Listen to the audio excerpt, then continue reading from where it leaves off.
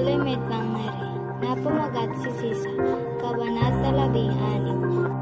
Mga talasalitaan, pagkagahamon, matakaw, sakit. Sinunggaban, bigla ang kinuha. Takam, gustong tignan, mapang-abuso, paggawa ng bagay na nakakasakit ng paulit-ulit. Lantakan, kinain ng sabay-sabay. Mga pangunahing tauhan sa kabanata. Sisa, ang ina ni na Crispin at Basilio, mapagmahal na ina't asawa. Pedro, asawa ni Sisa, nabanggit sa kabanata. Crispin at Basilio, ang hinihintay ni Sisa na darating mula sa simbahan. Piloso Potasio, ang nagkwento kay Sisa na nakakabasa na umano si Crispin. Kabanata 16. Si Sisa, ang gabi ay malalim na kaya di masalimuot ang paligid. Himbing na himbing nang natutulog ang lahat na nagpupunong pagunita sa kanilang mga yumaw.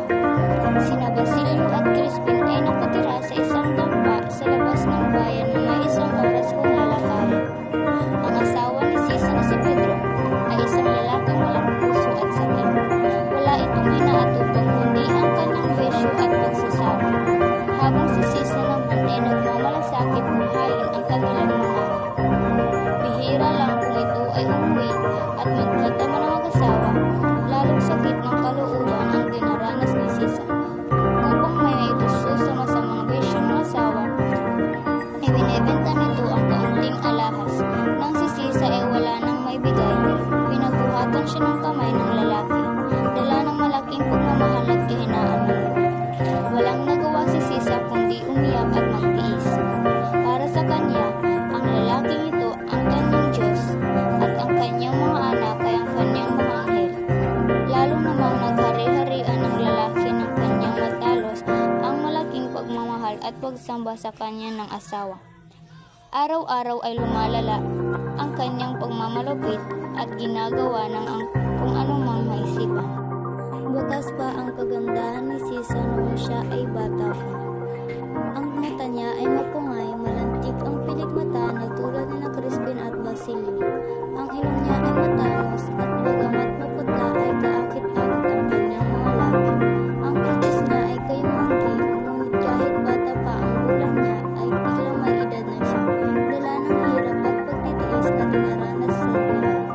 Ang dati niyang mamumulot na pisngi ay namumpak na. Maganda pa rin ang kanyang malagong buhok na itim na pinupusog lamang. Inaasahan ni Sisa ang pag-uwi ng kanyang mga anak, kaya bumili siya ng tawelis, pumitas sa kanyang munting halaman ng kamatis sapagkat alam niyang paborito ito ni Crispin. Humingi sa kanyang kapitbahay na si Piloso Potasio ng pangbabayaran at isang hita ng patong bundok na natatalos na siya ng mangkinas kung ikang kainin ni Basilio. Ang sukat na asawa ni Sisa ay dumating.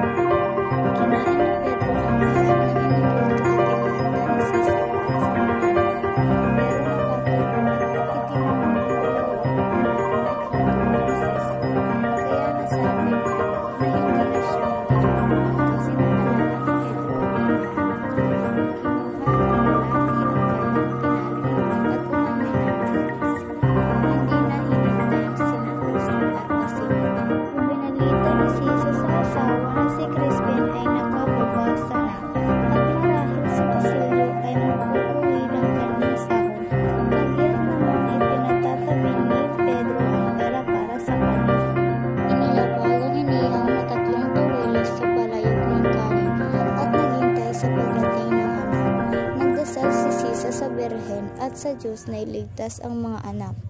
Dinaan na lamang ni Sisa sa iyak ang ginawa ng asawa at dali-dali itong nagsaing ng muli at nag-ihaw ng 3 taweles sapagkat alam niyang gutom ang kanyang mga anak. Maya-maya ay umawit, tumigil, nanalangin, umungaw at tinanong ang landas na dadaanan